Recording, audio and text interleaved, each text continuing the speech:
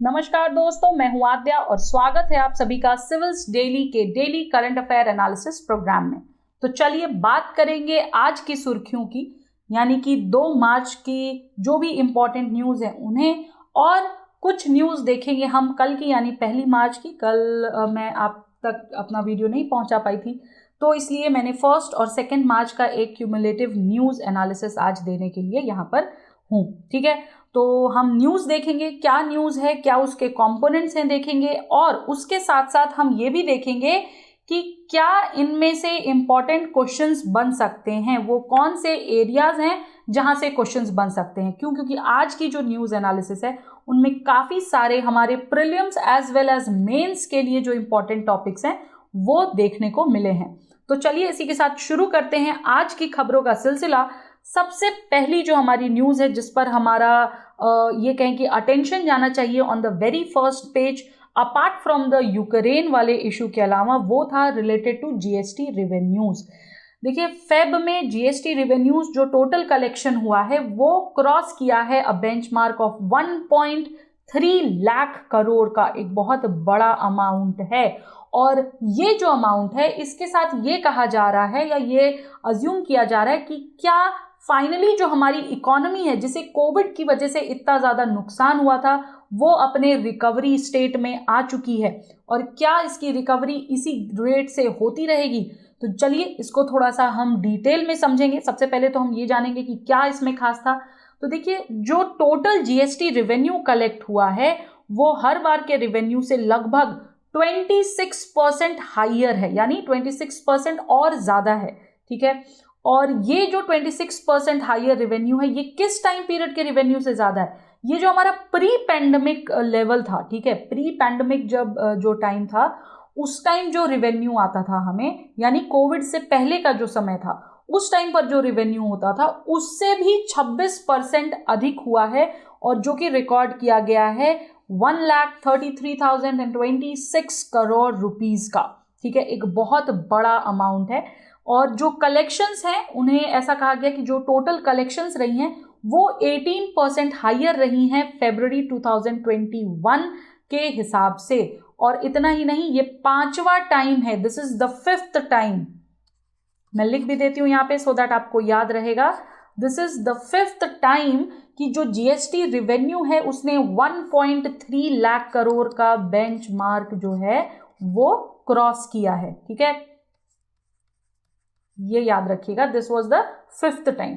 अच्छा, जो रिवेन्यूज हैं हमारे जो कि इंपोर्ट ऑफ गुड्स से आते हैं उनमें जो हाइक देखी गई वो 38% हाइयर थी। ठीक है, ईयर ऑन ईयर के हिसाब से। जबकि जो रिवेन्यूज हमें डोमेस्टिक ट्रांजैक्शन से आते हैं that includes import of services, वो लगभग 12% हाइयर थी।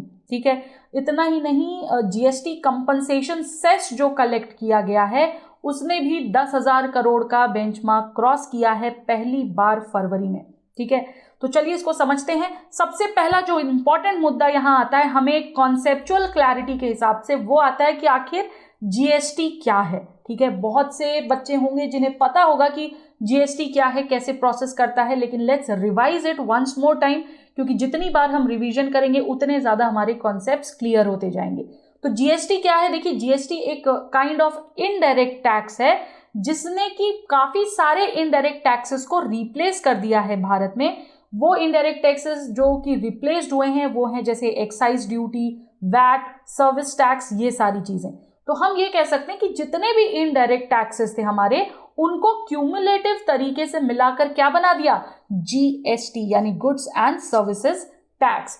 ये जो पूरा आपका एक्ट था, जीएसटी एक्ट जो था, उसको पार्लियामेंट में पास किया गया था 29 मार्च 2017 को। ठीक है, और ये इफेक्ट में आया था फ्रॉम 1 जुलाई 2017 से। कहा जाता है कि ये डोमेस्टिक इनडायरेक्ट टैक्स का single domestic indirect tax law है पूरे के पूरे भारत देश के लिए। ठीक है, ये एक comprehensive multi stage destination based tax भी कहा जाता है जो कि हर वैल्यू एडिशन पर अप्लाई होता है।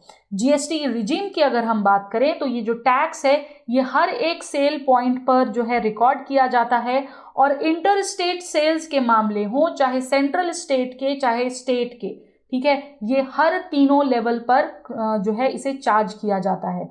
और जितने भी इंटर स्टेट सेल्स होती हैं वो भी चार्जेबल होती हैं according to the integrated GST के हिसाब से। तो इसके बाद मुद्दा ये आता है कि भाई आखिर कंपोनेंट्स क्या क्या होंगे हमारे जीएसटी के, उनको अगर हम समझने के लिए आगे चलेंगे तो देखिए 3 मुख्य कंपोनेंट होते हैं। कौन कौन से? सेंट्रल जीएसटी, स्टेट जीएसटी और इंटीग्रेटेड वाला। सेंट्रल जीएसटी में सीधी सी बात है, जो टैक्स कलेक्शन होता है वो सेंट्रल गवर्नमेंट करती है on the intra state sale. Example के लिए हम इसमें ले सकते हैं ऐसी ट्रांजैक्शन जो कि किसी पर्टिकुलर स्टेट के अंदर ही हो रही हो। जैसे अगर दिल्ली में कोई चीज हो रही है तो वो भाई दिल्ली के अंदर ही रहेगी, ठीक है। स्टेट के अंदर अगर हम चलें तो स्टेट के अंदर जो भी टैक्सेस होते हैं वो स्टेट गवर्नमेंट द्वारा ही कलेक्ट किए जाते हैं in the case of intra state sale, ठीक है। और इंटीग्रेटेड आईजीएसटी की जब बात की जाती है तो वहां पर जो टैक्स कलेक्शन होता है वो सेंट्रल गवर्नमेंट करता है for the inter state sale के लिए। यानी जैसे अगर महाराष्ट्र से तमिलनाडु सेल हो रही है तो वो कौन कलेक्ट करेगा? वो कलेक्ट करेगा हमारा सेंट्रल गवर्नमेंट, ठीक है। एक यहाँ पर एमसीक्यू है आपके लिए कि ये 2015 में क्वेश्चन आया था कि जितनी भी रेवेन्यूज रिसीव की जाती हैं यूनियन गवर्नमेंट के द्वारा बाय वे ऑफ टैक्सेस या अदर रिसीप्स, वो किसमें क्रेडिटेड होती हैं। आपके एग्जाम ऑप्शंस है contingency fund, public account, consolidated fund of India, deposit और एडवांस फंड्स। तो आपको इसका आंसर देना है, फटाफट से आंसर दे दीजिए मुझे कमेंट बॉक्स में। चलिए इसी के साथ आगे चलेंगे, थोड़ा सा और समझेंगे कि भाई आखिर एडवांटेजेस और डिसएडवांटेजेस क्या होते हैं जीएसटी के। देखिए एडवांटेजेस की हम बात करेंगे तो मेनली जो है जीएसटी जो है ये क्या हटाता है? ये रिमूव करता है the cascading effects on the sale of goods and services. दूसरी चीज ये इस कास्केडिंग इफेक्ट को तो हटाता है, इनफैक्ट उसका जो इम्पैक्ट होता है गुड्स के कॉस्ट पर, जो पर्टिकुलर गुड्स का जो प्राइस हो रहा है, कॉस्ट आ रहा है, उसको भी जो ये इम्पैक्ट करता है उसको भी हटाता है। और जब से जीएसटी रिजीम हमारी आई है ये कई सारे छोटे छोटे टैक्सेस को एलिमिनेट कर रही है, जिससे कि जो पर्टिकुलर गुड्स का कॉस्ट होगा वो कम हो जाएगा, ठीक है। तो कहीं ना कहीं कॉस्ट ऑफ गुड्स जो है वो डिक्रीज भी हो रही हैं। इतना ही नहीं, जीएसटी जो है ये टेक्नोलॉजिकली ड्रिवन टैक्स है, ठीक है। तो जिससे कि टेक्नोलॉजी का एनहांसमेंट होता दिख रहा है। और जितनी भी एक्टिविटीज होती हैं जैसे कि रजिस्ट्रेशन हो गया, रिटर्न फाइलिंग हो गया, एप्लीकेशन फॉर रिफंड हो गया या रिस्पॉन्सेज हो गए नोटिस के, ये सब किए जाते हैं ऑनलाइन। तो हम कह सकते हैं कि जीएसटी पोर्टल जो है एक पहल है किसकी तरफ? डिजिटल इंडिया की तरफ, ठीक है। और जिससे कि न सिर्फ ये प्रोसेस आसानी से होते हैं बल्कि काफी ज्यादा स्पीडी रेट से भी हो जाते हैं, इनमें लैकिंग नहीं आती, इनमें टाइम गैप नहीं आता है। तो अब ये तो थे भाई हमारे एडवांटेजेस जब भी आएंगे देखिए उसके साथ डिसएडवांटेजेस जरूर आएंगे। तो इश्यूज क्या हैं या डिसएडवांटेजेस क्या हैं? तो पहला तो सबसे पहले है कि जो इसकी टोटल ऑपरेशनल कॉस्ट होती है वो ज्यादा है, ठीक है। दूसरी चीज जो जीएसटी है ये कहीं ना कहीं बढ़ाता है complexity of many business owners को, ठीक है। जो बिजनेस ओनर्स हैं उनके लिए जो ये प्रोसेस पूरा ये थोड़ा सा कॉम्प्लेक्स हो जाता है। और जीएसटी ने क्रिटिसिज्म भी काफी झेला है और ये भी कहा गया है, जीएसटी को रिगार्ड किया गया है एज अ डिसएबिलिटी टैक्स, ठीक है। क्यों? क्योंकि दिस टैक्स जो है ये टैक्स आर्टिकल्स के हिसाब से, जैसे ब्रेल पेपर हो गए, व्हील चेयर्स हो गए, हियरिंग एड्स हो गए, एटसेट्रा हो गए, ये जो है अब कहीं ना कहीं टैक्स में आने लग गए हैं, टैक्स आर्टिकल्स के तहत आने लग गए हैं, ठीक है। इसलिए भी इसे डिसएबिलिटी टैक्स के नाम से क्रिटिसाइज किया जाता है। इतना ही नहीं, एक और बहुत बड़ा मुद्दा है कि पेट्रोल जो है वो जीएसटी के अंडर नहीं आता है, which goes against the ideals of unification of commodities.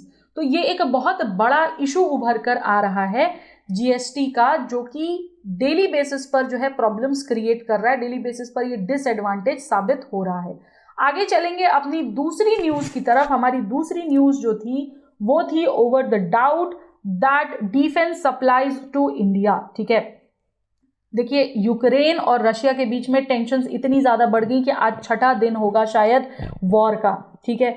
और इतना ही नहीं, इन बढ़ते और बिगड़ते हालातों के बीच जो डिफेंस कोऑपरेशन है मॉस्को और कीव का इंडिया के साथ, वो काफी ज्यादा अनसर्टेनिटी से गुजर रहा है, ठीक है। और यहाँ पर ये जो पूरी की पूरी अनसर्टेनिटी उभर कर आ रही है वो है विद द S-400। अब मुद्दा उठता है कि भाई ये S-400 की डिलीवरी क्या है, S-400 क्या है। तो देखिए जो S-400 है ये रशिया का one of the most advance long range surface to air missile defence system है। क्या है? Surface to air missile defence system. और इतना ही नहीं, S-4 is capable of destroying the hostile strategic bombers, jets, missiles, drones, that too up to the range of 380 kilometres, यानी 380 kilometres तक की रेंज में जितने भी हॉस्टाइल स्ट्रैटेजिक बॉम्बर्स हैं, जेट्स हैं, मिसाइल्स हैं, ड्रोन्स हैं, उनको डिस्ट्रॉय करने की कैपेबिलिटी रखता है S-400 which is surface to air missile system of Russia. ठीक है, तो हम इस पे थोड़ी सी चर्चा करेंगे। अब देखिए यहाँ पर क्या हुआ है, एक सीन कि जो हमारा यूएस है उन्होंने कुछ रिजर्वेशंस लगाई हैं अगेंस्ट S-400 परचेज के खिलाफ। यूएस ने ये चीज बहुत ही क्लियर कर ली कि अगर कोई भी देश डिलीवरी ऑफ 5 S-400 सिस्टम लेता है, ठीक है, तो ये एक सिग्निफिकेंट ट्रांजैक्शन समझा जाएगा और इसके तहत एक्शंस भी लिए जाएंगे।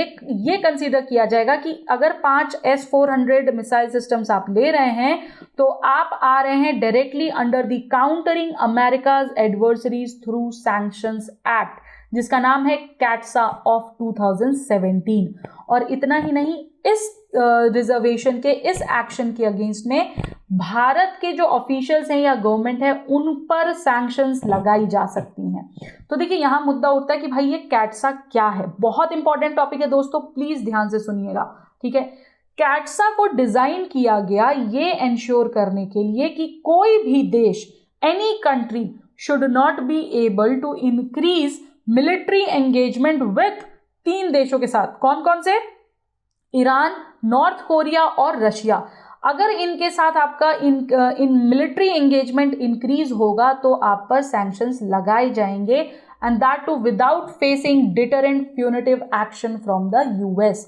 ये जो सैंक्शंस होंगे ये यूनिलेटरल होंगे और ये यूनाइटेड नेशंस के डिसीजन पर निर्भर बिल्कुल भी नहीं करेंगे, इसलिए कोई भी country is bound to accept them. ठीक है, दो सेक्शंस आती हैं इसमें, एक आता है सेक्शन 231 और एक आता है सेक्शन 235। सेक्शन 231 जो है वो ये कहता है कि प्रेसिडेंट को इम्पोज करना होगा no fewer than 5 different sanctions on any government जो कि सिग्निफिकेंट डिफेंस या इंटेलिजेंस डील में डील करती है विद रशिया।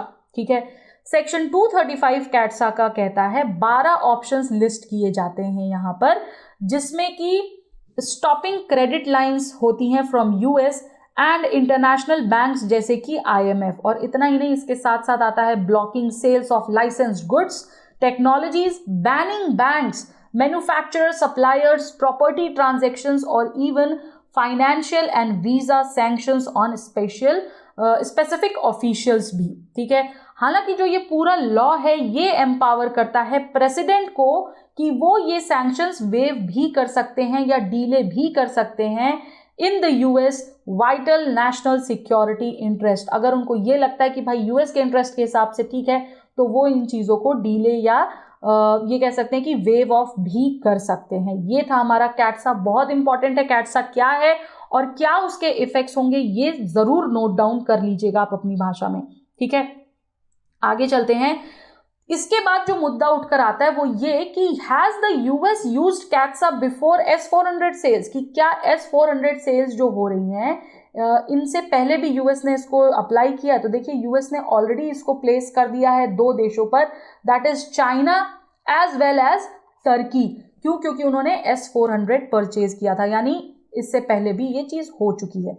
जो ये सैंक्शंस है इनमें क्या क्या चीजें थी, तो इनमें सबसे पहला जो मुद्दा था वो था हमारा डिनायल ऑफ एक्सपोर्ट लाइसेंस, दूसरा था ban on foreign exchange transactions, तीसरा था blocking of all property and interest in property with US jurisdiction, और लास्ट था हमारा वीजा बैन का। तो ये ऑलरेडी प्रोसेस हो चुका है।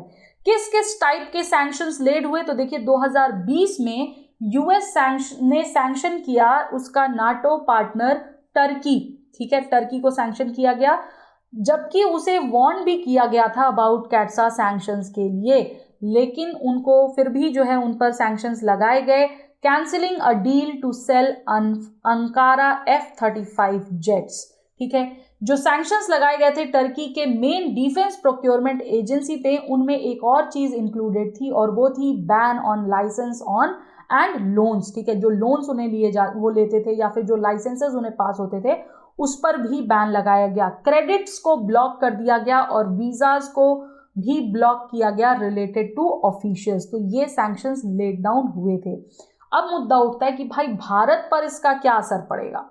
ठीक है, कि भारत जो कि S-400 डील ले रहा है, तो ये पूरा जो ये कैट्सा सैंक्शन है ये कैसे उस डील को अफेक्ट कर सकता है। तो देखिए, जो बिडेन एडमिनिस्ट्रेशन है उन्होंने अभी तक कोई फर्म इंडिकेशन नहीं दिया है कि where it leans on India's case. ठीक है, जबकि बहुत सारे सीनेटर्स जो हैं यानी यूएस पार्लियामेंटेरियंस जो हैं उन्होंने कॉल अप किया है बिडेन को या बिडेन एडमिनिस्ट्रेशन को कि भाई आपको इंडिया के लिए एक स्पेशल वेवर करना चाहिए। और इतना ही नहीं, this is an account of India's importance as defence partner, क्योंकि यूएस के साथ हमारे अच्छे संबंध है, स्ट्रैटेजिक पार्टनर है यूएस हमारा। ठीक है, और स्पेशली ये पार्टनरशिप दो केसेस में काफी ज्यादा स्ट्रांग है, एक ओवर चाइना और दूसरा ओवर क्वाड। ठीक है, इसके अलावा जो और यूएस के लीडर्स हैं उन्हें ऐसा लगता है कि अगर हमने इंडिया को वेवर दे दिया तो ये एक रॉन्ग सिग्नल भी साबित हो सकता है for others who are seeking to go ahead with the same deal. यानी कि अगर इंडिया को हम सैंक्शन दे सकते हैं तो हो सकता है कल को और देश भी उठ के आ जाएंगे कि भाई आपने हमें क्यों नहीं सैंक्शन दिया। ठीक है, तो यहाँ ये इस तरीके से इंपॉर्टेंट हो जाता है। आप मुझे बताइएगा कि क्या ये स्टेप जो है कि क्या इंडिया को यहाँ पर वेवर मिलना चाहिए या नहीं, आपको क्या लगता है।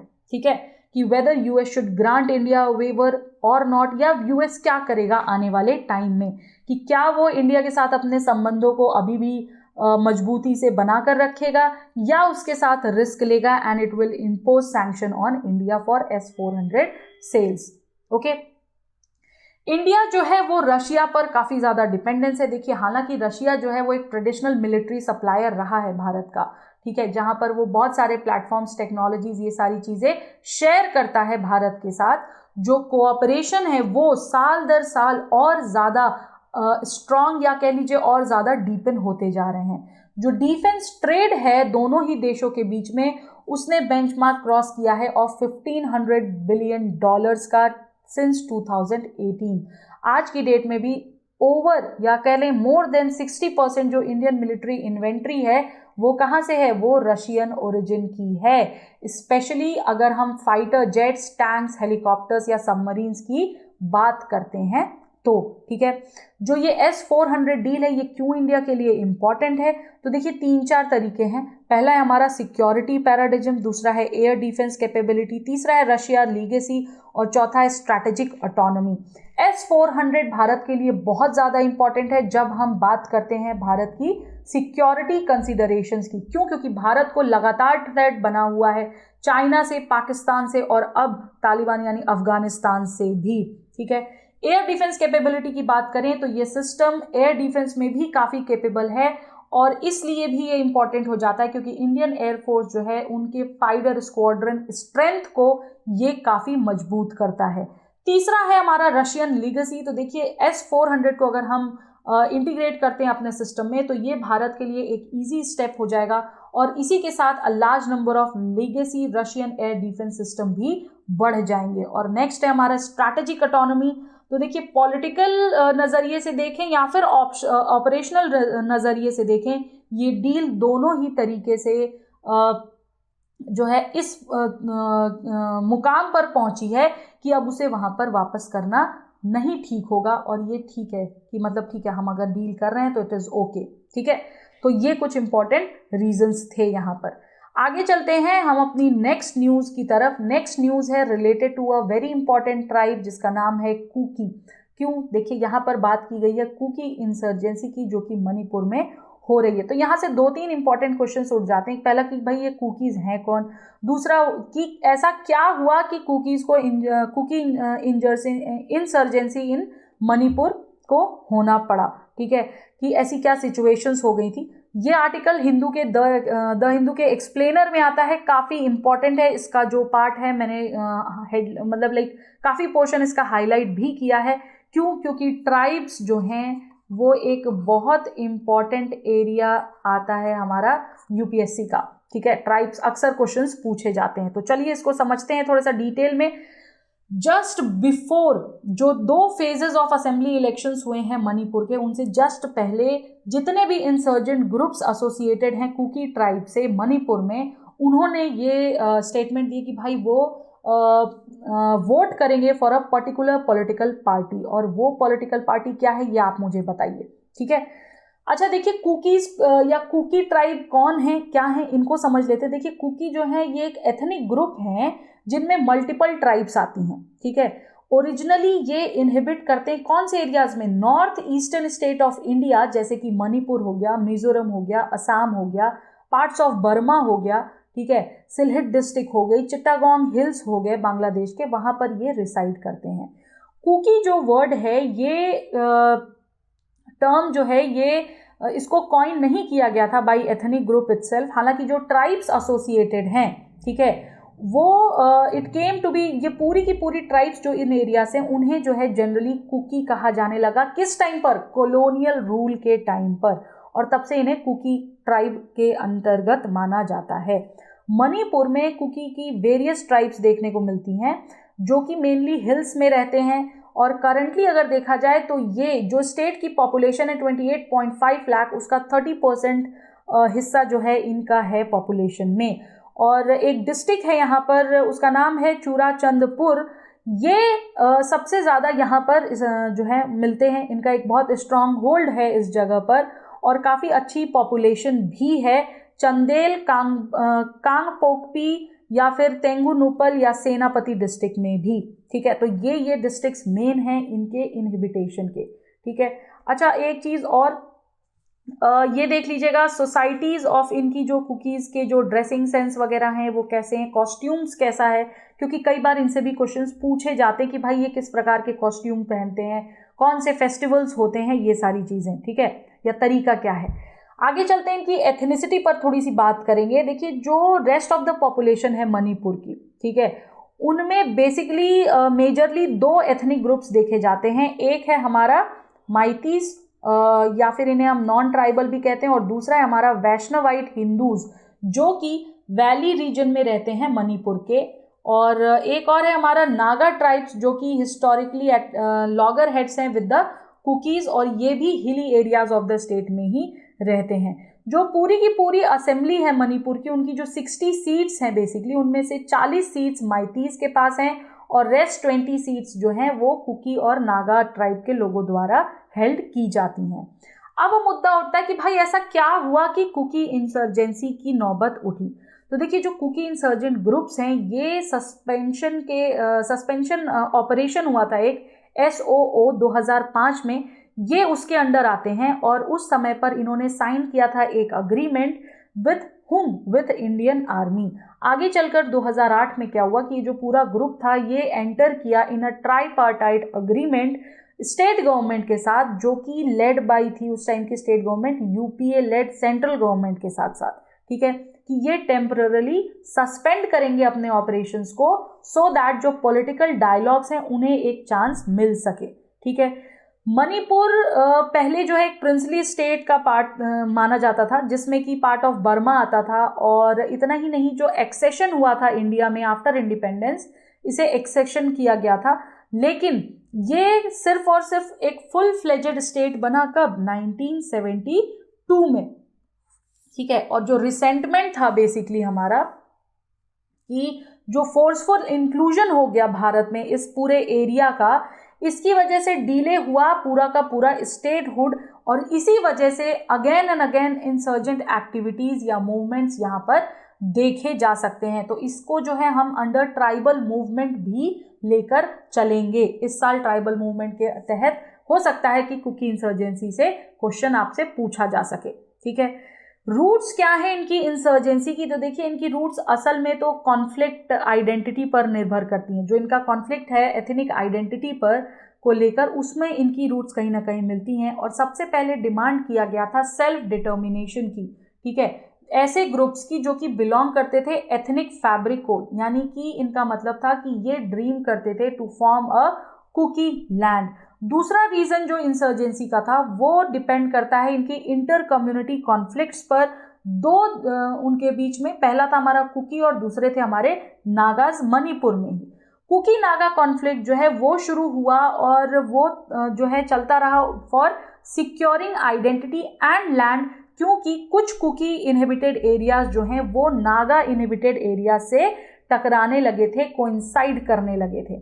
और इसीलिए in order to dominate the trade and culture activities, इन दोनों ही एरियाज में, दोनों ही कम्युनिटीज में हमेशा एक कॉन्फ्लिक्ट रहा। ये again and again violent stand offs में जूझते रहे, विलेजेस जो है इनके आपस में लड़ते रहे और सिविलियंस भी बहुत सारे मारे गए इन जो ये यहाँ पर इंसर्जेंट एक्टिविटीज होती हैं उसके चक्कर में, ठीक है। तो ये था हमारा insurgency roots between Kuki. Next news हमारी जो है वो NLP यानी नेशनल लॉजिस्टिक पोर्टल से रिलेटेड है। देखिए NLP पूरी तरीके से तैयार हो चुका है to get itself integrated with ULIP। ULIP क्या है? यूनिफाइड लॉजिस्टिक इंटरफेस प्लेटफॉर्म, जो कि मल्टी मॉडल लॉजिस्टिक इकोसिस्टम को और ज़्यादा एफिशिएंट बनाने के लिए काम करेगा।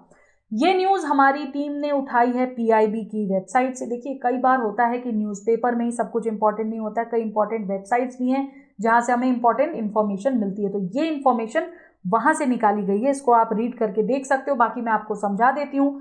तो इनमें दो मुद्दे हैं, एक तो भाई कि ULIP क्या है और दूसरा ये कि कौन से वो कंपोनेंट्स हैं जो कि ULIP प्लेटफॉर्म के बारे में बताते हैं। तो सबसे पहले ULIP क्या है? देखिए ULIP को डिज़ाइन किया गया है जिससे कि जो लॉजिस्टिक कॉस्ट हो रही है भारत में उसको और एफिशिएंस एनहांस और कम किया जा सके, यानी उसकी एफिशिएंसी बढ़ाई जा सके और उसकी जो कॉस्टिंग है उसे कम किया जा सके। How? By creating a transparent one window platform जो कि आपको रियल टाइम इंफॉर्मेशन दे सके सभी स्टेक होल्डर्स को, ठीक है। इतना ही नहीं, ये जो ULIP है ये एम्फसाइज करता है वो सॉल्यूशंस जिनमें कि मल्टी मॉडल ट्रांसपोर्ट की विजिबिलिटी हो और जितनी ही एग्जिस्टिंग सिस्टम्स हैं वेरियस मिनिस्ट्रीज के, गवर्निंग बॉडीज के, प्राइवेट स्टेक होल्डर्स के, वो सारे इंटीग्रेट करके यहाँ पर लाए जा सकें। ये इस तरीके से क्या होगा, एक national single window logistic portal बन जाएगा जो कि आपकी ओवरऑल लॉजिस्टिक कॉस्ट को भी कम करेगा। इतना ही नहीं, जो ULIP है ये आपको एक रियल टाइम मॉनिटरिंग भी देगा ऑफ दी कार्गो मूवमेंट्स, जो कार्गो मूवमेंट्स हो रहे हैं लॉजिस्टिक के उनके रिलेटेड, और ये डेटा इंश्योर करेगा जिससे कि confidentiality end to end encrypted रह सकेगी, ठीक है। इसके बाद मुद्दा उठता है कि भाई वो कौन से 3 की कंपोनेंट्स हैं ULIP के। तो देखिए 3 कंपोनेंट्स हैं हमारी। सबसे पहले है integration with existing data sources of the ministries, ठीक है। ऑथराइजेशन, कंपाइलेंस और क्लियरेंस जो हैं क्रिटिकल एक्टिविटीज को लेकर के लॉजिस्टिक्स की, वो हमें मिलेंगी यहाँ से। और जो डेटा है उनके पॉइंट्स को मिनिस्ट्रीज के जो डेटा है बेसिकली उनको जो है इनेबल किया जाएगा एक होलिस्टिक व्यू देने में, जिससे कि हैंड शेकिंग पॉइंट्स पर आया जा सके और पॉइंट्स इंटरलिंक भी किए जा सकें। दूसरा हमारा की कंपोनेंट है data exchange with private players के साथ में, जहां पर कि प्राइवेट प्लेयर्स जो हैं वो इनेबल होंगे कि भाई लॉजिस्टिक सर्विस प्रोवाइडर्स जितने भी हैं या इंडस्ट्रीज हैं वो यूटिलाइज कर सकें अवेलेबल डेटा को जो कि ULIP के पास होगा, और उसी समय वो उस डेटा को शेयर भी कर सकें, ठीक है। और इतना ही नहीं, जो पूरा का पूरा प्रोसेस है उसको स्ट्रीमलाइन किया जा सके डेटा एक्सचेंज के द्वारा। और लास्ट इनका की कंपोनेंट है कि unified document reference in the supply chain, जो पूरा का पूरा डॉक्यूमेंटेशन है उसको डिजिटलाइज किया जा सके सो दैट रेफरेंस नंबर और डॉक्यूमेंटेशन प्रोसेस जो है वो एक ही प्लेटफॉर्म से संभव हो, ठीक है। तो ये हमारा इंपॉर्टेंट था ULIP। नेक्स्ट न्यूज़ भी हमें PIB से ही मिली है, ठीक है। ये न्यूज़ है related to international monsoon project office launch, ठीक है। Union ministry of science and technology जो है उसने लॉन्च किया है इंटरनेशनल मॉनसून प्रोजेक्ट ऑफिस को, ठीक है। ये जो है डायरेक्टली अर्थ साइंसेस से रिलेटेड है, ये ध्यान में रखना है हमें। ये पूरी न्यूज़ है, आप इसको कवर कर लीजिएगा। हम चलेंगे इसके मेन मुद्दे पर कि भाई IMPO क्या है।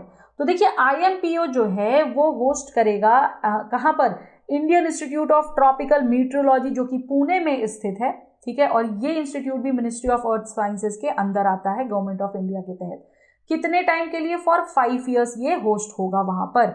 और IMPO जो है ये बताएगा हमें importance of monsoon for the national economy, यानी किस तरीके से ज्योग्राफी को इंटीग्रेट किया जा रहा है इकोनॉमी से, ये इसका इंपॉर्टेंस होगा।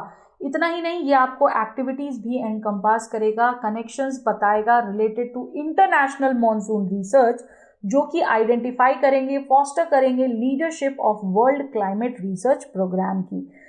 दोनों ही वर्ल्ड क्लाइमेट रिसर्च प्रोग्राम और वर्ल्ड वेदर रिसर्च प्रोग्राम जो है वो इंटरनेशनल प्रोग्राम्स हैं और वो कोऑर्डिनेट किए जाते हैं यूनाइटेड नेशंस WMO द्वारा। अब मुद्दे पर आते हैं कि भाई ये सिग्निफिकेंस क्या है IMPO का, इंपॉर्टेंस क्या है, एडवांटेज क्या है भारत में इसके होने की। तो देखिए, अगर ये भारत में होगा तो सिंपल से इसका मतलब ये है कि जो हमारे साइंटिफिक अप्रोच हैं सीजनल वेरिएबिलिटी ऑफ मॉनसून्स को लेकर के, इंटीग्रेटेड जो साइंटिफिक अप्रोच हैं उनको हम और ज़्यादा एक्सपैंड कर रहे हैं, इन्हांस कर रहे हैं, सो दैट प्रिडिक्शंस की जा सके related to monsoons and cyclones. ये पूरी प्रोसेस जो है ये प्रमोट करती है नॉलेज शेयरिंग को और कैपेसिटी बिल्डिंग को भी, जहां पर कि मॉनसून रिसर्च काफ़ी क्रूशियल हो जाती है एग्रीकल्चर के लिए या वाटर रिसोर्सेज के लिए, डिजास्टर मैनेजमेंट के लिए, ठीक है। इतना ही नहीं, ये पूरा का पूरा IMPO जो है ये एक स्टेप है जो कि भारत लेगा for making it a global hub of monsoon research, यानी दुनिया भर में किसी भी जगह पे जो जहाँ भी मॉनसून आता है उनकी रिसर्च होगी यहाँ पर, उन्हें कोऑर्डिनेट किया जाएगा और फिर उनसे कोशिश की जाएगी कि जो कॉमन और रीजन स्पेसिफिक एस्पेक्ट्स हैं उनको एड्रेस किया जा सके वर्ल्ड वाइड पर, जो कि मॉनसून द्वारा अफेक्ट होते हैं, ठीक है। तो ये थे हमारे सिग्निफिकेंसेस। कोशिश करिएगा इसके सिग्निफिकेंसेस को नोट डाउन कर लीजिएगा बुलेट पॉइंट्स में, क्योंकि ये भी इंपॉर्टेंट हो सकता है। कहाँ पर स्थापित किया जा रहा है इसे, कितने टाइम के लिए, ये भी देख लीजिएगा, और कौन सी मिनिस्ट्री के अंदर हो रहा है। अब आज के क्वेश्चन ऑफ द डे में आपको मैंने दिया है एक MCQ कि भाई आपको बताना है कि कितनी कुल टोटल ट्राइब्स हैं इंडिया में, और एक है आपके लिए यहाँ पर mains question of the day कि भाई जो ग्रीन टैक्सेस हैं वो they have a deterrent effect sensitising the citizens about pollution control and management. ये आपको डिस्कस करना है इन 150 वर्ड्स, और मुझे ये आंसर आपको देना है कहाँ पर, जो आपका कमेंट सेक्शन है वहाँ पर। फटाफट से आंसर लिखिए, बताइए, और इसी के साथ आज की जो न्यूज़ थी वो यहीं खत्म होती है, बट इंपॉर्टेंट है कि आप इसके क्वेश्चन ज़रूर सॉल्व करें। तो आज के कुल टोटल 3 क्वेश्चंस हैं। आई एम एक्सपेक्टिंग कि मुझे इन तीनों ही क्वेश्चंस के आंसर आप द्वारा मिलेंगे, ठीक है। इसके अलावा मैं आपको बता दूं हमारे स्मैश प्रीलिम्स प्रोग्राम के बारे में, जो आप ज्वाइन कर सकते हो अगर आप अपना स्कोर और बेहतर लाना चाहते हो प्रीलिम्स में, तो ठीक है, इसकी डिटेल्स यहाँ पर दी हुई हैं। और आज के लिए इतना ही दोस्तों। उम्मीद करती हूँ कि आज की न्यूज़ जो कि काफ़ी इंपॉर्टेंट थी वो आपको समझ आई होगी। अगर फिर भी कुछ फीडबैक है आपका, कुछ रहता है, तो प्लीज़ हमें कमेंट सेक्शन में बताइए, हम ज़रूर उसको भी कवर अप करने की कोशिश करेंगे, ठीक है दोस्तों। तो इसी के साथ आज के लिए इतना ही। नेक्स्ट सेशन में फिर मिलेंगे, तब तक के लिए धन्यवाद, नमस्कार, जय हिंद, जय Bharat. Subscribe to our YouTube channel and press the bell icon on the YouTube app and never miss another update from Civils Daily.